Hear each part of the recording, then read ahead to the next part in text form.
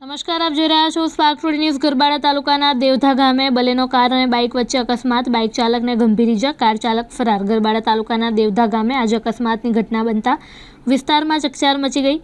પ્રાપ્ત માહિતી મુજબ ગરબાડા તાલુકાના બે ગામના ભાવેશ ગોરધનભાઈ ભુરિયા દાહોદથી પોતાના ઘરે જઈ રહ્યા હતા। તે દરમિયાન દેવધા ગામ નજીક બલેનો કારના ચાલકે પૂર ઝડપે અને ગફલતપૂર્વક વાહન હંકારતા બાઇકને અડફેટે લીધી।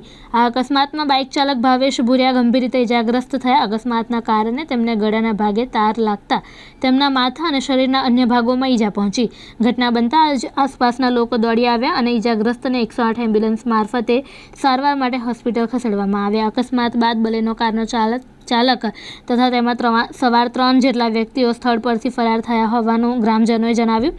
અકસ્માતની જાણ થતાં ગરબાડા પોલીસ અને તાત્કાલિક ઘટના સ્થળ પર પહોંચી અને સમગ્ર મામલે વધુ તપાસ શરૂ કરી।